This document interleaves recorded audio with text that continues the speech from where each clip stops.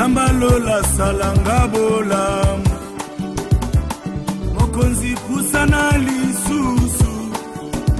Zambalola pusana lisusu Chilumba isembola loboko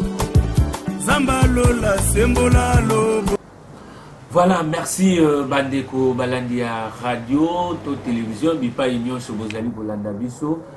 To komi na ngonga wapi bolandaka émission na biso, mais que disent les écritures? Bandeko émission tango nyonso toyebisaka bino ezali initiative ya pasteur na biso Pierre Ngandu.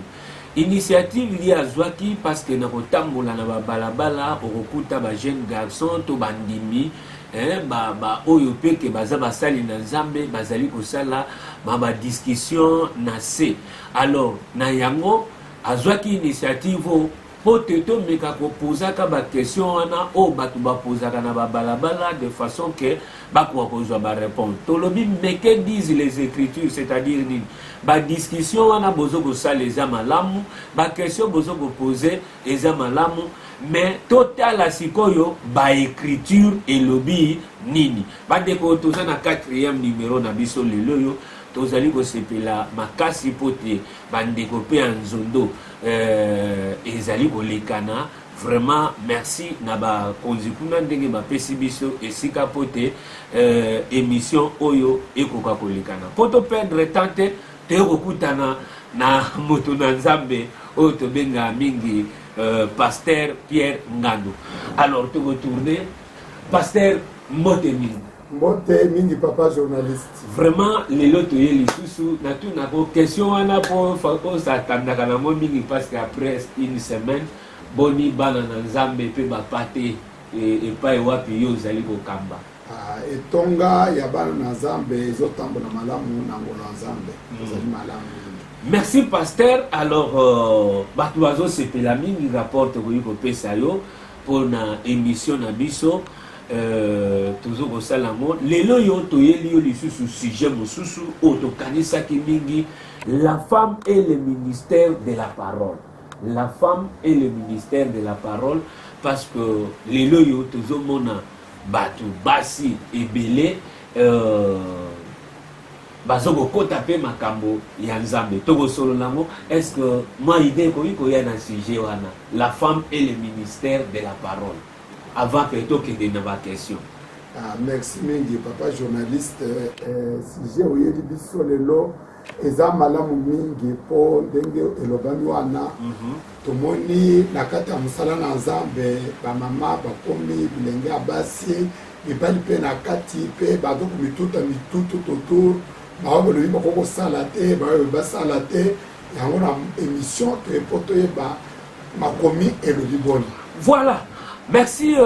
pasteur ozana idée parce que biso kaka mais que disent les écritures mingi to sepelaka mingi na yo ozoko yebisa batu kaka na kati ya écriture. Pasteur poto kende musika te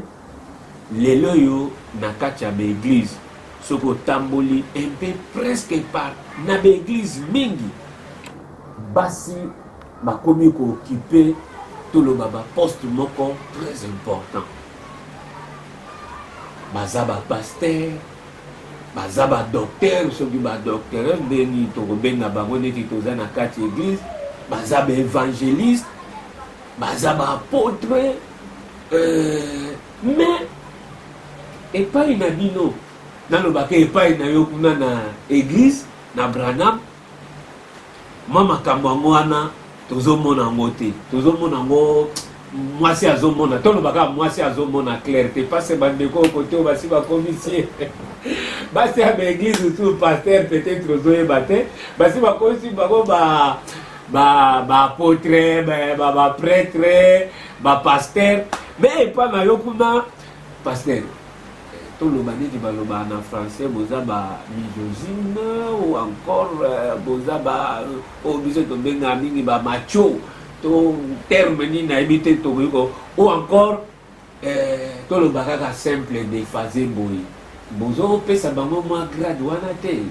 moto ayebi kote azate mwasi ayebi kote azate olingi ka yo moko Pasteur, malobe pas na yo. Merci mingi papa journaliste na mutuna otuni eza kitoko mingi. Mais lokola momesano avant tout kokoba lokola mutuna mutu ya émission na biso ezeli mekenji les écritures et votre écriture comme base pour tout tambola. Ya tu besa maloba na de bosof attaque biso quelques trois écritures d'abord Romains 3 verset 4 tangela biso. Oui, avant que Ndeko Bosof atanga to voyons sabino que Ndeko Bosof a sali sakabiso na kotanga na lingala pote bandeko bayo kango bien. Ndeko Bosof to pesio maloba. Te nzambe ye moko ayebana lokola oya solo pe mutu nyonso abima lokola mutu alokuta ndenge ekomama boye po ete yo ozala moyenge bei na maloba na yo epe olonga tango yo ozali kosambisa. Bakisila biso 2 Pierre chapitre 1 verset 20 et 21. 20 et 21. Nakoyebaka bino moko liboso ete lisakoli moko te ya likomi ekoki kozala eloko oyo mutu na mutu akoki kopesa ndimbola na ndenge na ye po ete lisakoli yango epesamaki na posa ya mutu moko te kasi na nzela ya molimo mosantu nde bato basili koloba na ntina na nzambe. Papa journaliste avant tout tient verset à misatu pour kopesa penza base penza inaloba ke siko tanga bono na Romain na o to kotanga na Pierre azoloba ke na kati ya makambo nyonso nzamba muna na moto asol moto nyonso oyo azala moto aloka iloloba nini soki sur un point quelconque na likambo songolo pakala bato ozodiscute oyo azoloba boye oyo azoloba boye soki nzambe alobi bato nyonso atolobaki liboso soki tolobi ndenge moko na nzambe te soki biso ozala bakosi mpo nzambe fo azala solo tout le temps. Pierre akoloba biso alobi ke likomi moko te na kati ya biblia ekopesema na ndimbola ya motu ye moko mpo na biso elongo ebe mpo na kai epai na biso lolenge tozomona mikolo ya lelo te mpo maloba oyo ya nzambe eza bato batindamaki na molimo santu e balobaki maloba oyo yango potolo otunza ozorépondre yango tobango se base na makomi totiki nzambe aloba po akanga minoko ya biso ya bato bakisa biso papa Galate 1 6 à 12. Sike teye oyo bazali koteya liloba na nzambe akabola biloko na ye na moto azali koteya liloba na nzambe. Galate 1 6 à 12 Galate. Oui, frère Bosof, dans Galate 1, 6 à 12, autant il a dit celui-ci, mais que disent les Écritures? Allez, l'Écriture est le bas, frère Bosof. Na zali kokamwa na komona ete bino bosili kokima noki ye oyo asilaki kobianga bino na ngolo ya Yesu Kristo mpona koleka bokende kondimela sango mosusu te ezali te oyo ya sango mosusu oyo ya malamu kasi ezali bato oyo basili kobolonganisa bino balingi kobebisa sango malamu ya Kristo kasi tango bango moko atako mwanje na likolo atako ngai moko atako mwanje ya likolo aye koteya bino sango malamu mosusu oyo ekese na oyo ngai nateyi bino moto wana alakela mabe nasili koloba ngo na liboso nazongeli koloba ngo susu na ngonga oyo ete atako mwanje moto mosusu aye kolakisa bino sango malamu kokesa na oyo bino bozwa moto wana alakela mabe pe tango oyo ezali na ntina ya bolamu ya bato nyonso nga nalingi koloba makambo oyo wuti na nzambe ezali ete ngai nazali koluka nano kosepelisa bato te kasi nazali koluka soki nazali koluka kosepelisa nano bato ti lelo ngai naza nano mosali na Kristo te.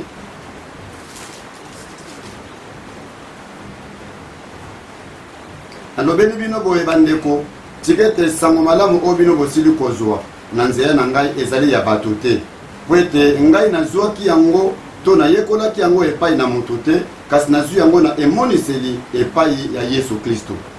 Voilà. Moi je ozomona awa ke ndenge totangi maloba kolanda na motuna na yo likambo oyo ya ministère ya bamama na kati ya loba na nzambe lelo etie mobulu mingi na kati na bato eza tellement compliqué po ete okuta bamama atelemi atei bato baningani azoteya bazobongola motema azoteya bikamuseli ezosalama azofungola mangumba azosala makambo minene soki ezalaka kaka ndenge balobaka na fin justifie le moyen vula azote bato azondima azote bato azobikisama azobonda bato azoyoka malamu seke aza ya nzambe moyen toloba likambo mosusu esika wana elingi ezala nango te mais quand il s'agit ya makambo ya nzambe la fin ne justifie pas le moyen mpona ye tokomona pasteur pardon mais kaka olimbola nano place wana na saisir yango bien te yo olobi ke bamama parce que lelo ezokosalama ezali bamama bazokoteya bazokofungola baeglise ezokosalamaki minene bato mpe bazokobongwana bato mpe bazokobikisama alors yo ozokoloba ke la fin ne justifie pas les moyens mais kako explique mpona kati ya makambo ya nzambe résultat dezolakisa teke likambo wana eza malamu tokomona ngo na kati ya émission na biso meke disent les écritures papa bosof kende na biso na Matthieu toloba likambo oyo emonana malamu Matthieu 7 verset 21 à 23 banso balobelaka ngai nkolo bakokota na bango na bokonzi ya likolo te kasi ye oyo kaka azali kosala mokano ya tata na ngai oyo aza na likolo mingi bakolobela nga mokolo wana nkolo biso tosakolaki na nkombo na yo te tobenganaki milimo mabe na nkombo na yo te mpe tosalaki bikamwa mingi na nkombo na yo te bongo ngai nakolobela bango polele natikala koyeba bino te bolongwa na miso na ngai bino basali masumu na nko pasteur wana batangi ata komba mwasi te tokomona na mwasi wana eza la fin ne justifie pas les moyens motu babible elobi mingi bakoya na nkombo na yo tobenganaki milimo mabe te na nkombo na yo tosaki bikamusela minene te na nkombo na yo tosaki baeglize te okomona ke yesu adiskute na bango au sujet ya makambo wana te c'est que makambo wana effectivement esalamaki beso azoloba me bakobengana bato wana mpo na nini akobengana bango mpo baza basala ya masumu na nko bato oyo ayebi bien ke nzambe alobi boye to nzambe alobi boye te mais azokipe wana te azokende na ye liboso azosala makambo na ye alors sur base yango soki tokoma na makambo ya bamama misala ezosala bato azobikisama liboso na bazotambola bazobongwama bazopambwama bazwi biloko mingi misala ya bango ebongi me elingi koloba nini nzambe yo olobi nini misala oyo eza ya yo to eza ya yo te papa nakolanda na maloba na nzambe kotala kote ya bamama bible etikilika moko na tembe te de 1 Timothée chapitre 2 verset 11 à 15 epe so ya esika wana bazoteya malamu me yo nzambe olobi nini baza kosala na nko eloko opekisi bango bazosala ou bien yo oza d'accord ke basala bongo d'accord ya nzambe to kozanga d'accord na ye ekobima na maloba na nzambe 1 Timothée 2 11 à 15 sikete mwasi ayoka malako na kimia mpe na botosi nyonso mobimba napesi mwasi nzela ya koteya liloba na nzambe te napesi ye nzela kozwa mpe bokonzi likolo ya mobali te kasi ye asengeli kotikala na kati na kimia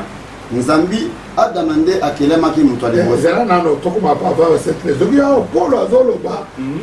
mwasi nazopesa ye nzela te akokoteya to azobokonzi likolo ya mobali kaka eglise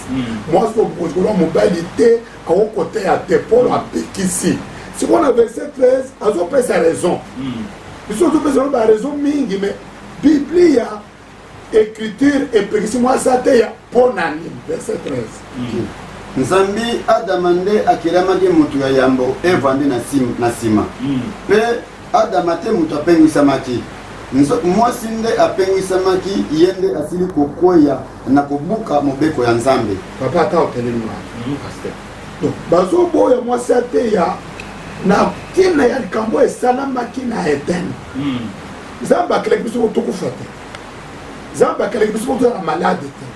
nzambe akelaki biso na basusi na baproblème mosusu te mais ntango mama na biso ewo ayoki maloba oyo satan ayebisaki ye na nzela ya nyoka akwei na lisumu a partir ya wana aye kobenda mobali na ye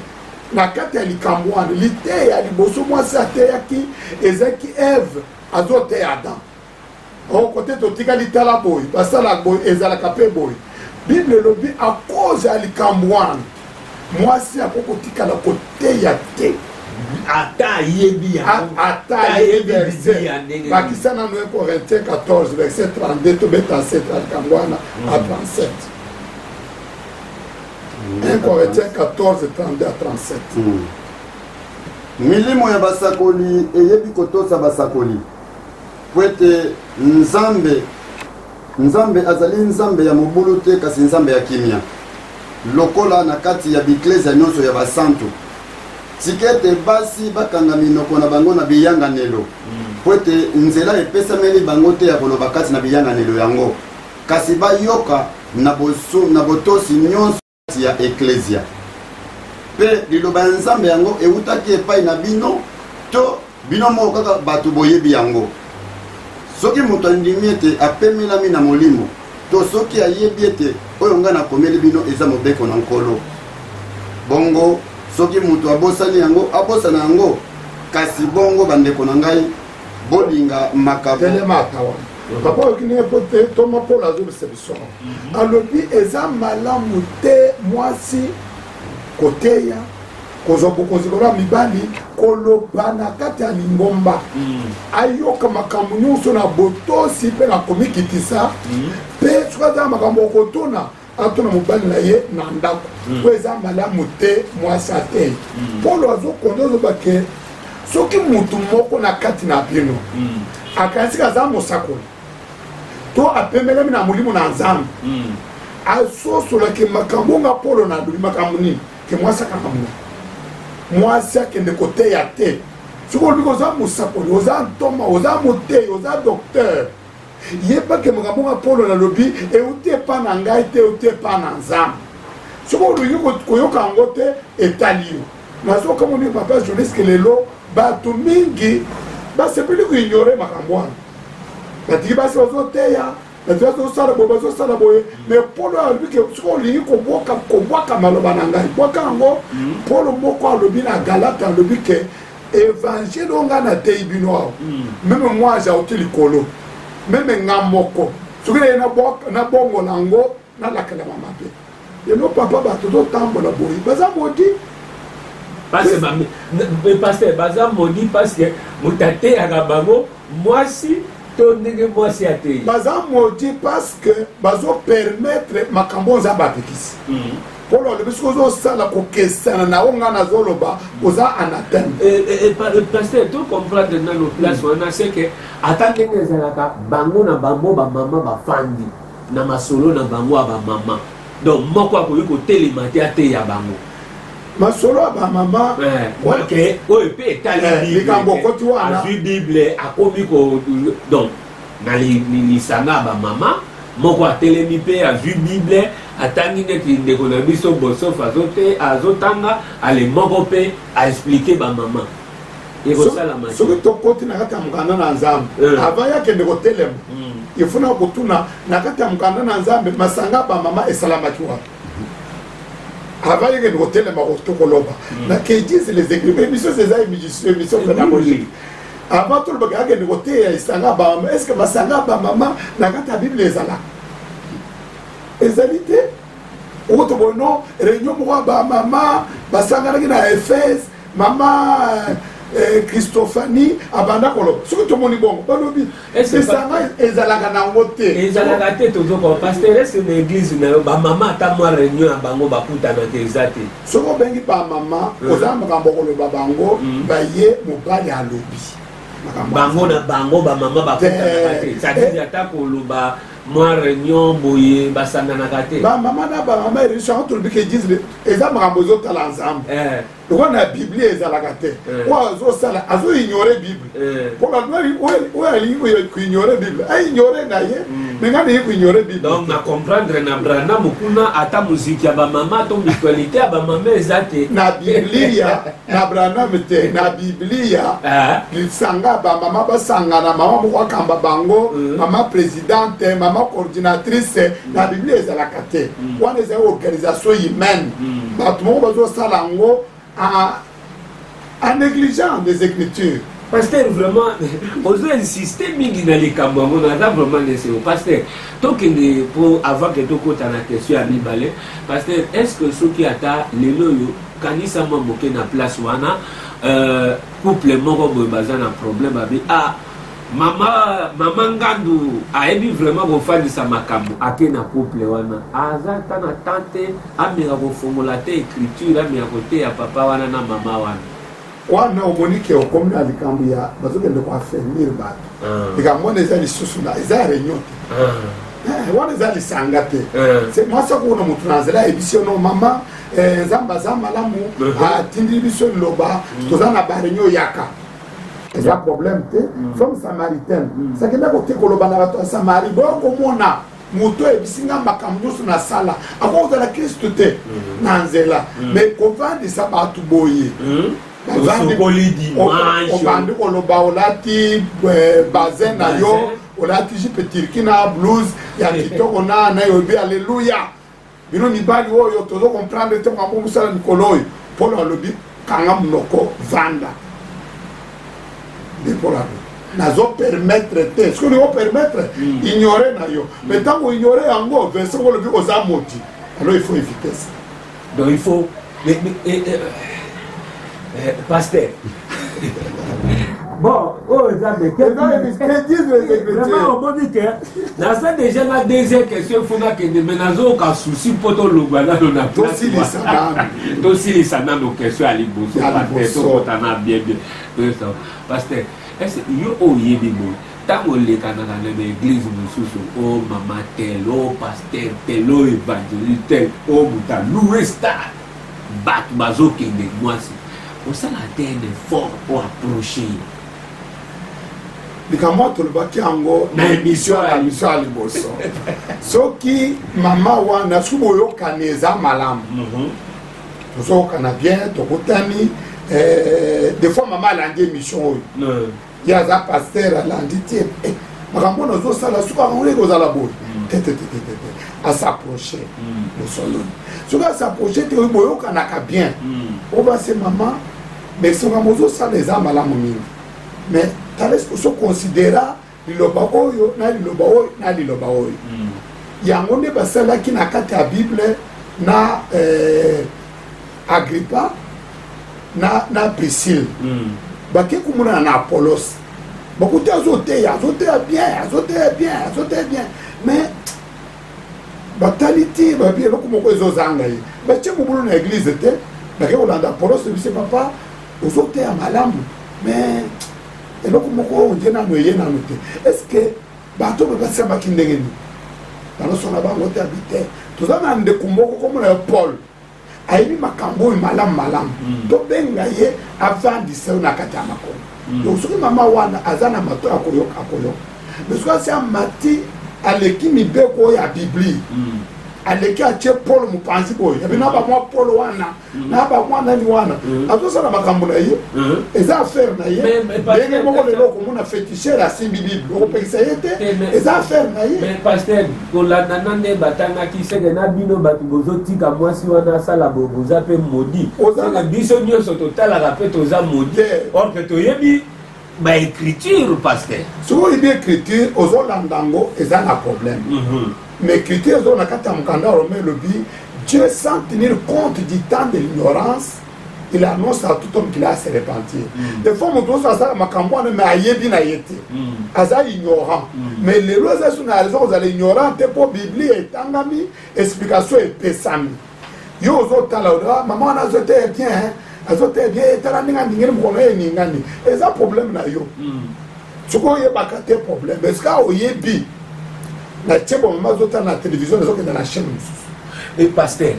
tokuta côté mosusu tozo omoni ke baécriture elobi mais baécriture yango pasteur nga moko bon yoza pasteur oza na niveau wana okoki koexplike na bato oyebi ke ntango mosusu soki nazokanisa ti pasteur est ce que oyebi ke kaka même écriture wana quelque part elobi ke na Christ mwasi azali te mobali azali te. Hein? Donc, en Christ, il n'y a ni homme, ni femme. Et dans le dernier jour, esprit ekoya, moi na mobali, moi na mwasi, a prophétiser. Kaka be écriture wana pasteur. Merci papa journaliste. Mutono otune za malamu ni. Ba écriture ozo se faire na moto tanga ngo. Suko longuli ba écriture na contexte nango. Oko justifier mutu makasi bato bazo sala. Ozamba biko sala tazo sala, ko sala tazo sala. Il faut pas justifier on ba écriture wana et ko senga olungula ba écriture na contexte na yango. Et ko senga opes écriture explication misusu. Mais ce qu'on approcher ba écriture wana sans complaisance, sans passion. Pour moi que ezolo ba likamwana te. Parce que Nassir au saisir une question. C'est-à-dire dans ce sens que en Christ, il n'y a ni homme ni femme. Dans le dernier jour, esprit Tamoekoya, Mutu Nyonso, moi si mon bal a voté les mains à vos prophètes.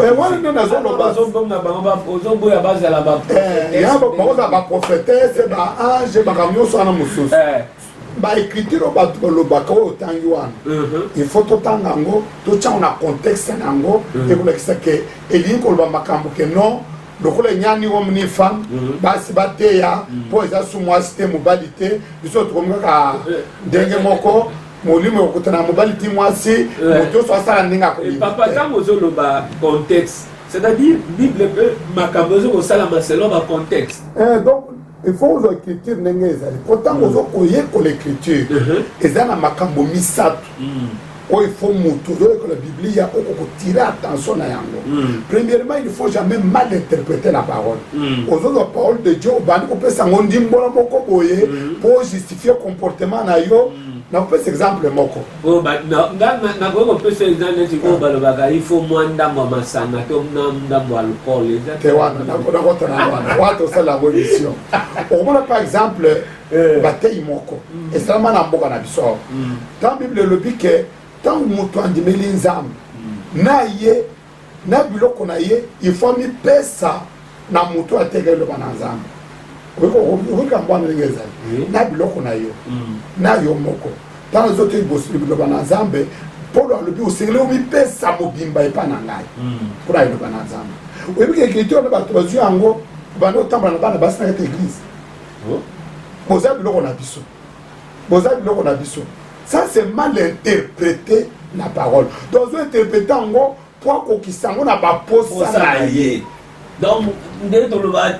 loi moko taillé par nous. Ah, sur mesure, ça il faut éviter. Il faut éviter de mal placer la parole. Quand on place parole, il faut y avoir un contexte. Il faut placer en ennemi. Quand on a un pèse, il faut et ça a un moko, par exemple, le fleur. Bazu yango bakata bitene nandenge to vandi boye de koronyo subimba base bangwa espèce babwaki na kata ya corbeille moko awo monter image oko traiter ti osilisi mais tant image na yo esile bimi image ebimi omoni ngombe azali wana omoni matiti ezali wana omoni penze te ezali ezaki toko paysage moko ngombe azoli ya matiti pe mangier ezali zete ezali lokoko classer biloko wana po o classer ngo malamu to moni ngomba bandi kolia matiti likolo azete ngombe suspendu en l'air azoli ayo liabo siko to moi ma colonie fani image ezaki toko image esili mais comme tu n'as pas bien présenté les écritures au disloquer ngo au placer ngo mabe et Missy, il ne va chanter de brouter l'herbe au-dessus d'un arbre. Zéro. awa tozokota sikoyo na contexte. Le contexte nous explique. Il ne faut pas mal interpréter la parole. Il ne faut pas mal placer la parole. Il ne faut pas disloquer la parole. Au-delà de verset Oyo, au Tchangwa, verset Moussousukuna. Bible de la Genèse à l'Apocalypse, il faut une vision globale. Tant aux autres, il ne faut pas que l'interprétation n'en aille et bouka ou bien mettre en souffrance écriture moussous. Et quand on a interprété, mais ce que j'ai interprétation n'en aille, au ministère écriture moussous, interprétation et bouquet écriture. Interprétation à Malam et je réunir l'écriture ensemble. Donc on a un contexte à l'écriture au Pessac. Galates 3, 26 à 29. De Gobosof à Otanga. À Otanga. Ok. Binomio 26. Bozali binomio sobana na Nzambe na kondimela Yesu Kristo. Bino banso bosili kobatisama na Kristo, bosili kolata Kristo. Kati na bino Muyuda azali susu te, ele azali te, Moumbo azali te, Musomi azali te, Mobali azali te, Mwasi azali te. Kwete bino banso boza mutu moko kati na Yesu Kristo. E soki bozali ya Yesu Kristo, bokomi bana bakitani ya abalayama basangoli engebene na elaka. Ok, critère est besoin de le bangwa. Na kata Kristo, moi c'est ça lisusu te, mobali te. Bino tu boyambi Kristo, bolati Kristo, bokonyo sobana ya Abraham. Ce qui est critère oyo, eli koloba ke kati ya nouvelle alliance. Tant moto yambi Christ, distinction za susu te, moi te, mobali te, muyuda te, mupagano te. Mutu nyonso ayambi Kristo ko alati Kristo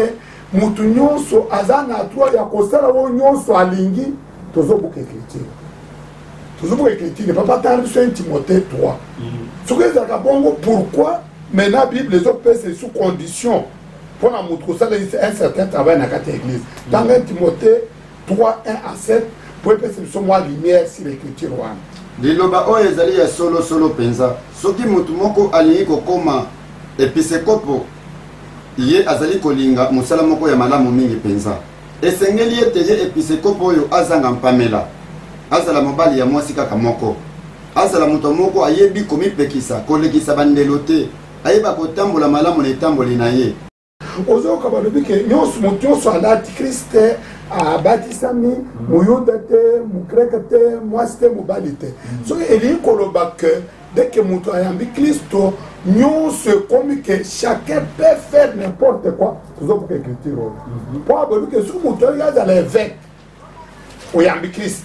nana yambi Kristo oyambi Kristo kati na biso soki tolingi tozala évêque wana eza pasteur local na kati ya lingomba Bible lobi il faut ozala irréprochable ozala mari d'une seule femme ekomi so na bacondition ndenge nini alors on va basi baza ba évêque pourquoi balobi tozala marié à un seul mari peut-être mari d'une seule femme balobi te que marié à un seul homme c'est que likambo etali mibali eza na makambo mosusu na kati ya biblia mwasi akosala yango te tokontinue na papa na mpe so verset mosusu tokei omoni écriture wana ke en Christ epesi nzela na bato nyonso te mosu okoya marié ozali marié divorcé remarié okosala mosala ya épiscope te ozali mwasi okosala yango mpo il faut être mari d'une seule femme yo ozala mari d'une seule femme yo mwasi tokomi mokamba balesbienne awa te yo mwasi oza marié na mwasi mosusu te awa eza makambo bato abalaka bato kenda kobala eza biso mibali papa Joël 2 28 à 29 nsima na yango nakosopa molimo na nga likolo ya moto nyonso bana bino ya mibali na ya basi bakosakola mibange bakozala bandoto bilenge bakozwa mamono pela moko katala kotu likolo ya basali na ngai ya mibali mpe ya basi na mokolo wana nakosopa molimo na ngai oyoki bana na bino ya mibali na ya basi bakosakola sikoyo différence bokeseni ezali entre likabo ya kosakola na kozala moprofete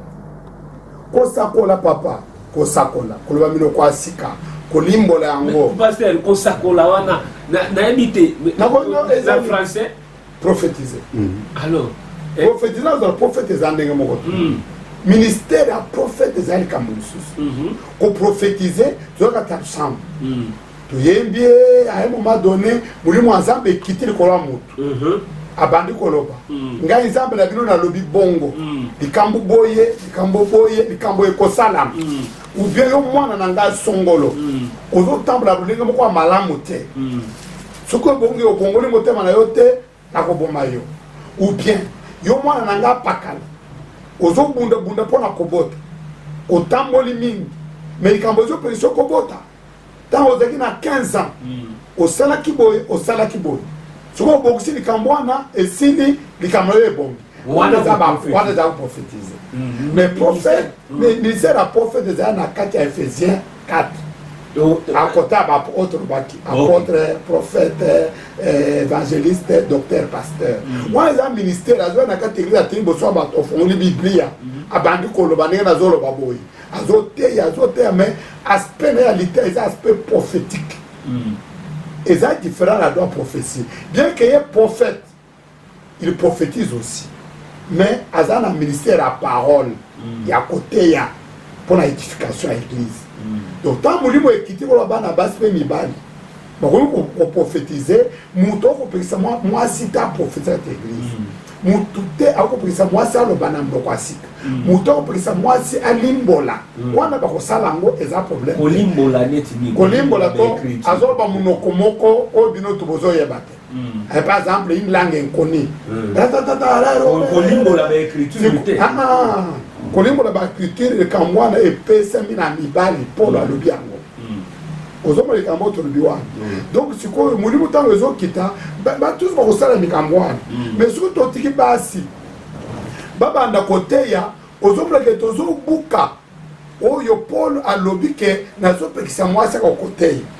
mpe papa tokokontinue yango na psaume chapitre 68 verset 12 likambo mosusu bato batelemelaka mpo bapesa basinzela koteya frère Bossof tangeli biso psaume 68 verset 12e kolo alobi liloba moko mpe bamemisa ngo ya sango malamu oyo bakomi lipinga monene na kati ya français psaume 68 verset 12 ezoloba boye le Seigneur Dieu dit une parole et les messagers de bonnes nouvelles sont une grande armée ba messagers de bonnes nouvelles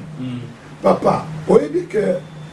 tango ozotanga na Bible par exemple que tango Jésus azokota na Jérusalem bino que les filles de Jérusalem babanda kolela komibeta tolo kolela boye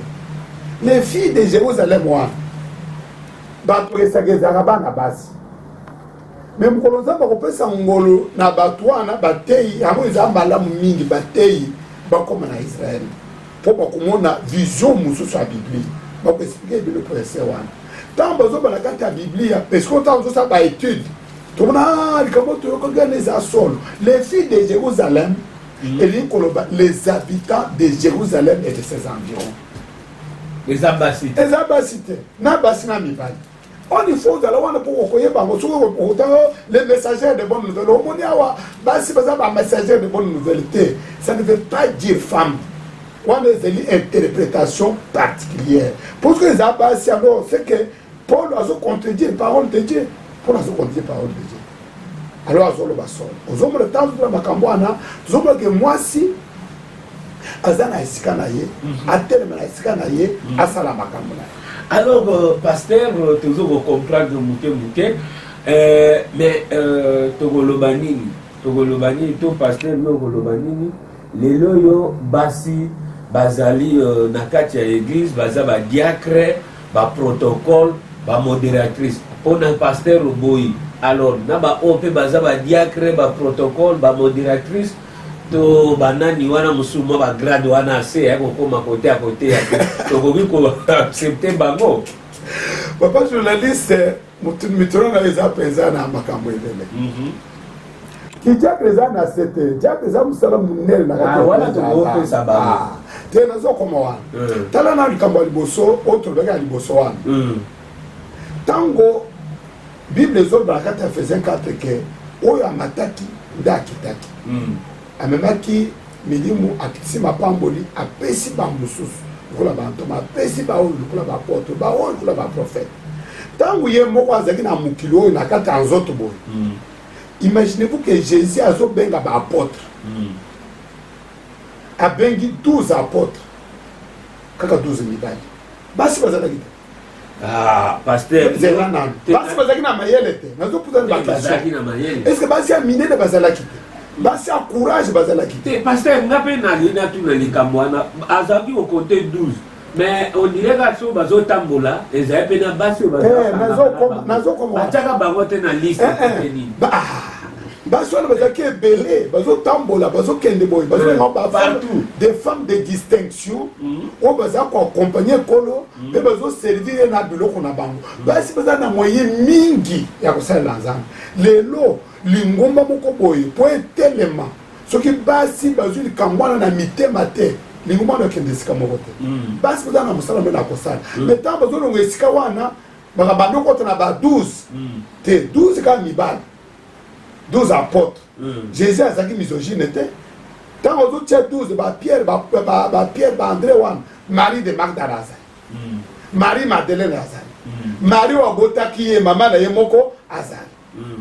Tabita Dorcas Bazali. Mais écoute, na bangote. Bango Bazana Iskana Bango, mais pas de Bazana Iskana Bango. Même temps, tu es tout le monde que Bansi Polini, il fallait Bansi Bazar. Même la carte à vie, oui. Bon, oyebi pasteur Mathieu ozoteya surtout basi oyo bazomi battre mpona parité ndenge oyebi égalité parité bakoyi koyina yo te nazokoma wa parité eza malamu mais parité na kati ya makambo mosusu ezotimba te nakopesa exemple lelo toloba parité yo kozwa zeni mais parité fo oyo nyonso parité ozosala basi bazosala yango alo oyo mpe bango basi bazosala biso tosala yango mpe biso tokozwa zemi te ata bahomosexuel basala oyo tobalani babalisi bango na commune babalisi bango na église esalama te pourquoi puisque nzambe apesi cette grande responsabilité mokumba monene oyo ya komema bomo oyo na kati ya mokili apart nzambe oyo akelaki mpona komema bomo oyo na mokili nzambe apesi mokumba wana na mwasi mobali ata oseli nini lelo oyebike bato ozochange basexe mobali boye aboyiki mobali akei batie bahormone apres mabele ebimi esili balongoli nzoto aboyaki mobali batie nzoto ya mwasi d'accord mais kumba zemi akokumba zemi te donc toki tozokumba bazemi te basi mpe batika ministère nzambe apesi yango kumba zemi wana mpo bapesa bomoi physique apesi biso moye mosusu akokumbisa zemi na molimo mpo bato ozwa bombo ya seko ministère eza likambo ya mwasi te oyo tuna ya badiakre ntango likambo ya badiakre ebandi na kati ya biblia toza na acte chapitre 6 balobi bokende boluka bato sambo mibali sambo oyo baza na litatoli malamu oyo batondeli na molimo santo oyo basali boye ntango bato bakei baponi kaka mibali sambo baponaki mwasi te ezalaki discrimination te soki otangi mpe na 1 Timothée 2 à partir ya verset 8 okomona bible ezoloba ke ntango moto alingi azala diacre il faut mwasi na ye azala butosi bosi boyeboye il faut azala mpe mobali ya mwasi moko seke ezolimite mosala wana na bamibali mwasi azala protocole eza malamu azala modératrice to d'abord na biblia biloko wana ezalaka te modératrice na biblia ezali te protocole na biblia ezali te lokolo biso olingi osala makambo badiacre na basi ya biblia tena bike ntango bapone baponaki bango te na ebando classé banga l'auto banda diacre pasteur ministre tout ça moi papa ta mo modération ya mukie wana basalaka bino boyemba siko pasteur azokota atelemi liboso boye wana sami azwi bukozi kona bato te bino nyonso botele gaite biblia biblia elobi mwasi akozwa bukozi kona mibali te na leta malamu likambo mosusu na ekole na hôpital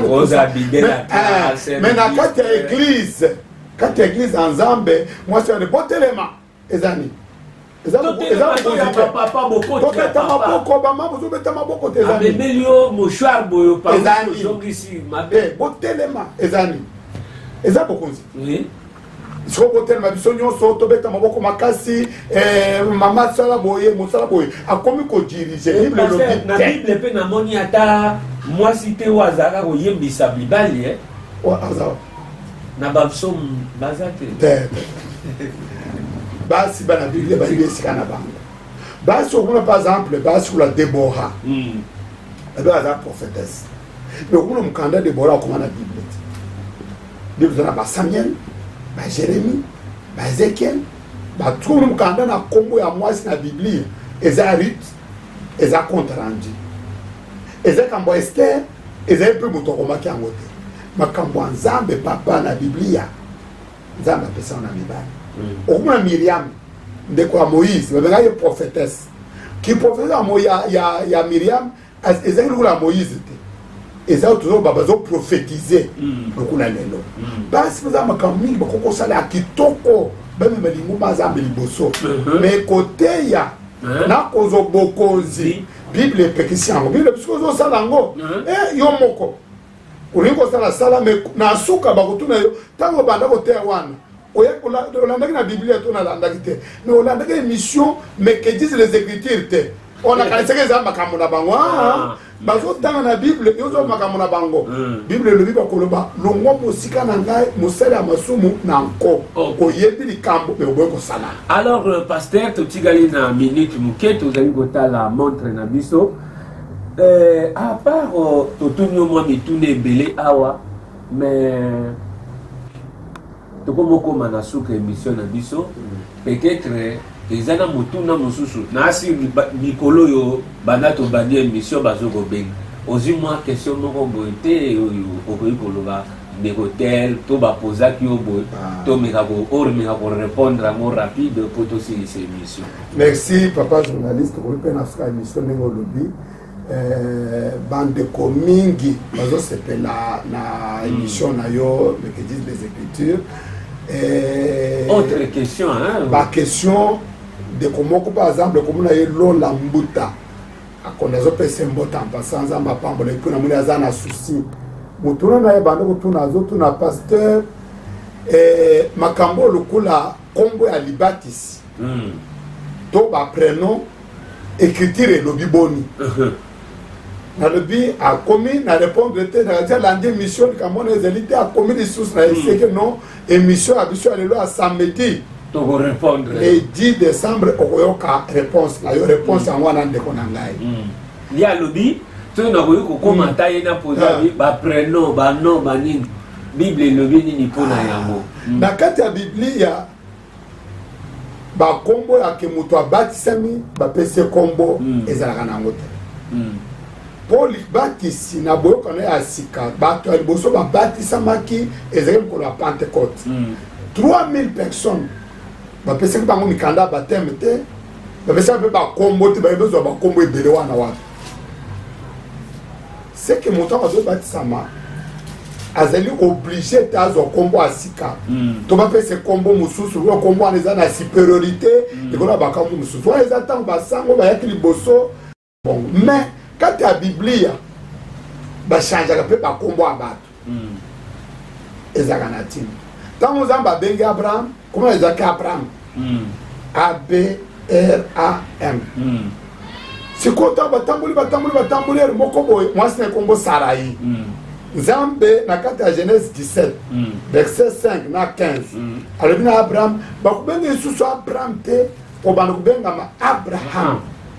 Zambe ye moko a changé Sarai, bakobenga Sarai te bakobenga Sara.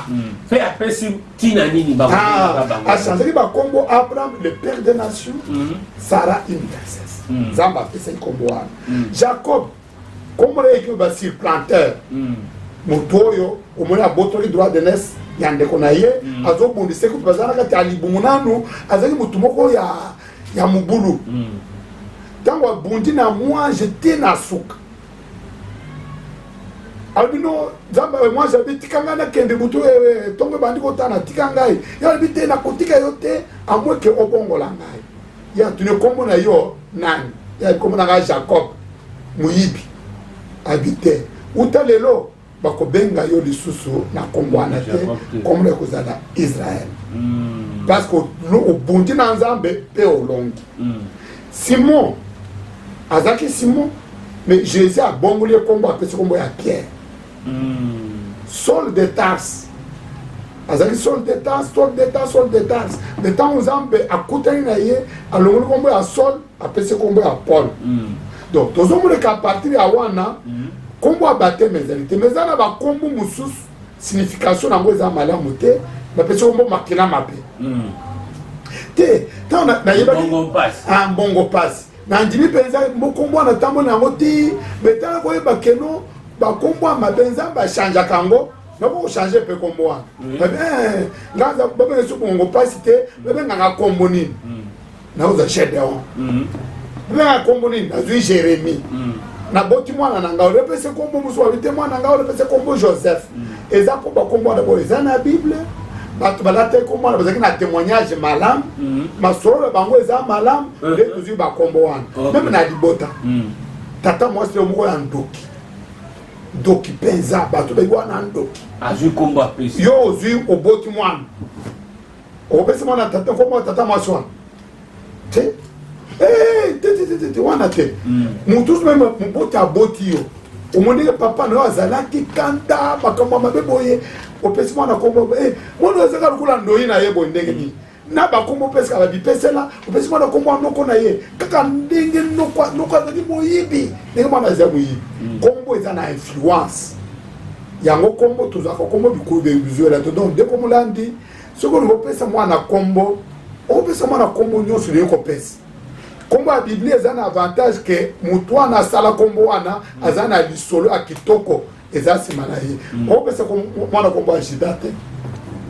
lelo mwana kombo Juda Iscariote te a cause ya likambo Juda asalaki wana yaye kombo tobandi koevita opesa kombo ya nani Orpa mwana mwasi oyo bazalaki na nani na likambo na Rite oyo akimaki azongi na mboka na ye Orpa bazalaka susu te topesi Rite a cause ya lisolo na Esther à cause de solo na donc deko église oyo échange bato bakombo eza malamu mais na écriture eza bongo te mais soki kombo eza na ntina te eza bakombo moko boye ndeko anzete motema mabe elikorodo te olongoli yango ozwi kombo ya malamu soki seke omemi na mikanda ya leta na diplôme na boyeboye oke na parquet basali jugement batie kombo olingi ezala wana bakotia kombo wana esalamaka alors oyebi que par exemple nazwa ata bafamille mosusu to tokende ti na basaka ata bapesa mwana monsengo seko aza mokonzi na bayanzi de fois bazokopesa mwana o tansele soki ayaki ncelebre wana mpe mabe bakoki kolongola bakolongola yango mpo nani eza na signification eza na signification mpo mabe signification yango ezala mabe pasteur o abongaka te bapesi mwana te wana azolongola merci bandeko balandi ya émission mais que disent les écritures tokomi na suka ya émission na biso pasteur malikama conclusion tolinga osala synthèse a nyonso tolobi merci mingi papa synthèse ezali ke émission na biso ya lelo ezalaki na mutu ya monene kotala bamama na musala ya liloba na nzambe toyei kokondola kati ya likambo yango ke biblia epekisi mwasi akokotelema liboso ya mibali ateya tozo bokonzi likolo ya mibali kasi mwasi akosalela nzambe na lulenge mingi mosusu andeoro ya wana akokoyemba nzembo na kati ya eglize akokosuteni mosolo ya nzambe akosala makambo mingi oyo akopambwama na kati na yango mwasi lelo aza na makambo moko nzambe areserve mpo na ye oyo mobali akotikala kosala te na suka te nzambe ye moko wana areserve mpe na mobali mosala akoteya mpe kopalangisa sango malamu baresultat oyo moto azwaka ezopesa raison na likambo azosala te ozoteya oyo mama bato ozosepela bazobeta maboko bazobongwama bazopambwama eza malamu me na nzela eloba na nzambe biblia elobi ke mingi nzambe akobenga na bango mosika na ye mpo baza basali ya masumu na nko yo moto olandi biso soki otamboka na nzela wana telema loba na nzambe te nzambe yokelanga mawa pesaka bososoli na musala nini olingi na sala na kati ya nzoto na ye mwa moke na ndeko mbo lola ndeko mbo lola d'abord eza kombo malamu eza kombo ya likolo ndeko atelefonaki ye ana nazoloba lola eza kombo malamu mbo ezali akoza ya position obotami soki obotamaki lipasa na kati ya wana problème eza nango te soki moko oyobakisa ya kombo ya français malamu mais lola eza malamu mbo eza pe malamu. Merci bandeko balandia émission mais que disent les écritures to sepeli mingi na auto soloni na pasteur lelo sujet na biso ezaki la femme et le ministère de la parole boyoki numéro ezaka kawana na se bobengaka pasteur na biso ata après bobengi lisusu ako répondre. Merci na frère John oyo azalaki na caméra et na présentation ezalaki ndeko Aimé. Merci na ndeko Joseph oyo akosalisa biso na montage. Tokutani boye samedi ekoya pour na émission to numéro mususu ya mais que disent les écritures. Voilà. Merci. D'accord.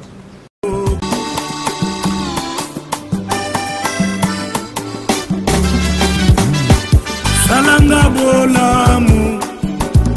Zambalola salanga bolamu Mokonzi pusana lisusu Zambalola pusana lisusu Chilumba isembola loboko Zambalola sembola loboko Sembola loboko